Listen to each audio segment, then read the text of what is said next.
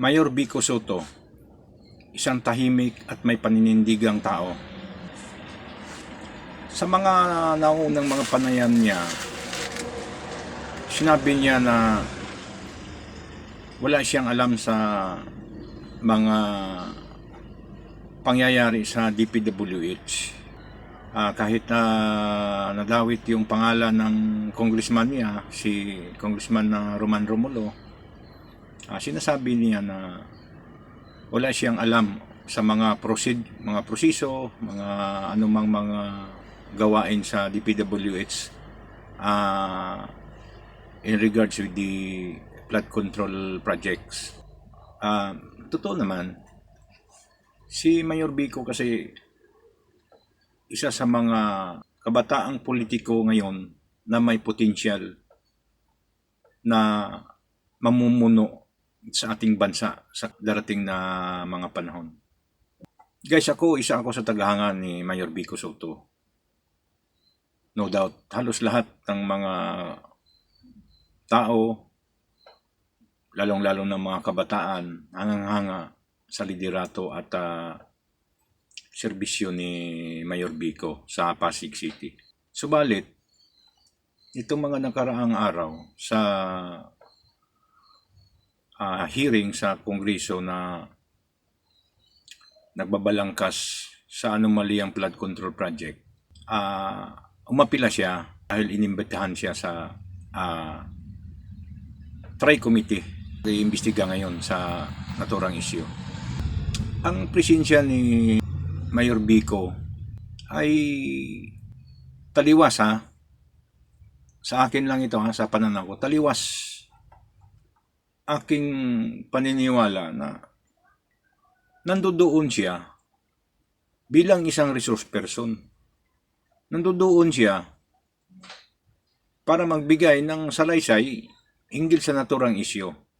Pero guys, para sa akin malinaw na dinidiscredit niya ang mga diskaya.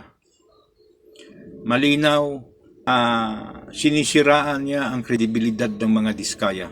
Guys, si Mayor Vico, para sa akin, walang kaugnayan sa investigasyon ang presensya niya sa Kongreso Wala naman siyang sinasabi na mayroon siyang ebidensya or mayroon siyang mga katibayan na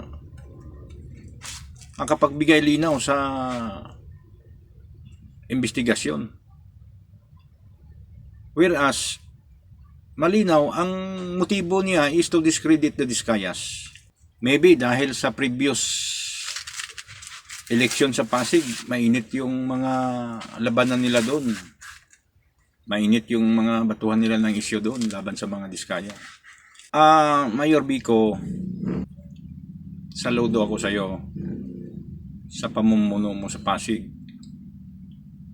Saludo ako sa iyo, tahimik ka lang pero nagtatrabaho ka ng naaayon sa batas, naaayon sa gusto ng taong bayan, lalong-lalo na dyan sa nasasakupan mo.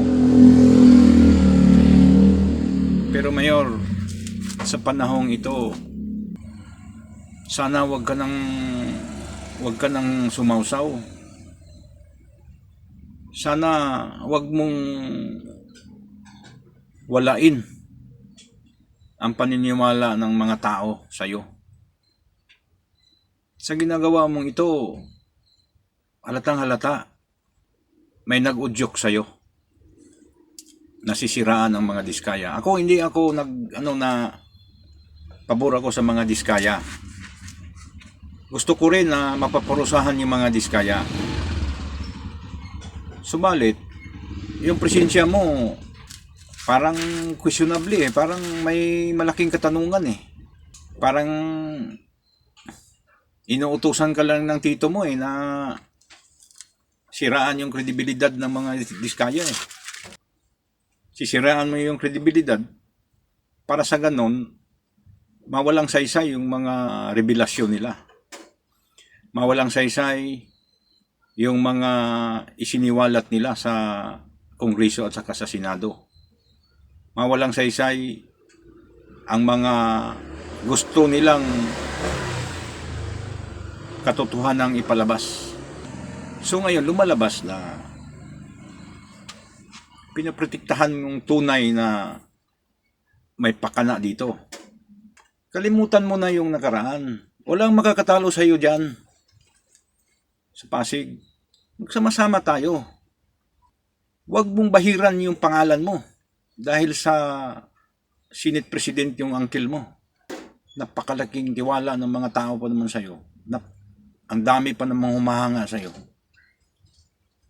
At ako, 101% yung tiwala ko sa iyo. Sa pagreforma mo dyan sa Pasig. Pero sa ginawa mong ito, Mayor, parang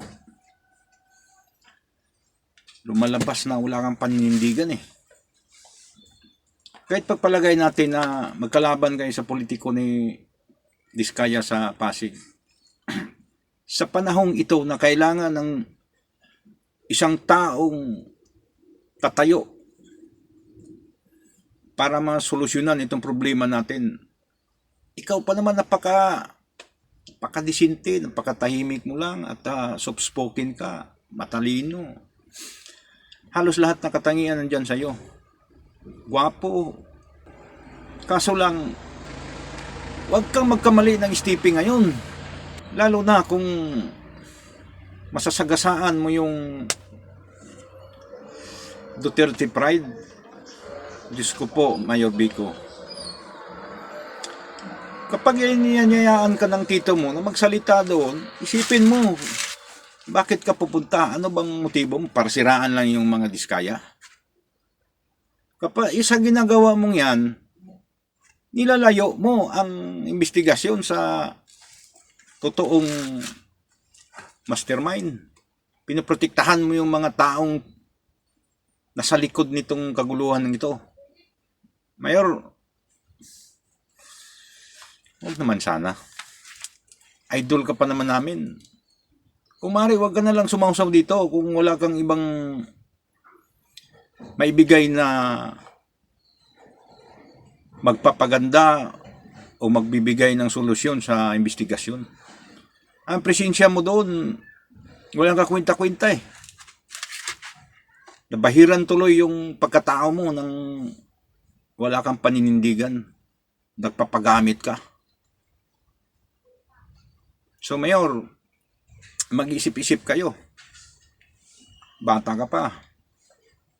Laki ng potential mo. Kung sa mga ganitong issue, Mayor, isipin mo mabuti. Huwag kang basta-basta magpapagamit. Kung nagamit si uncle mo, dagdagan mo pa, ay nako. Baka pagdating ng panahon, nangangamuti ka ng boto sa taong bayan. Hindi lang lahat ng panahon, nandiyan ka sa Pasig, Mayor eh. May political ambition ka rin eh. So yan, yung kung yun ang paninindigan mo ngayon, mali ka. So, good luck, Mayor Vico ha. Sana, kung makarating man sa'yo itong video ko, wala akong sama ng loob sa'yo. Ang sa akin lang, payong ama. Huwag kang sumausaw sa isyu na to. Kung may nagagamit man sa mga nakapalibot sa'yo, sa mga kamag-anak mong nasa politiko ngayon, isipin mo. Huwag mong bahiran ng maski anumang dungis yung pagkatao mo. Lalong-lalo na sa panahon ngayon. Manatili tayong magmatyag, manatili tayong makikialam, manatili tayong makikibaka sa mga nangyayari sa ating bayan ngayon at ipagdasal natin ang ating inang bayan para sa kapayapaan, kaligtasan at kaunlaran. Mabuhay tayong lahat, mabuhay ang Pilipinas.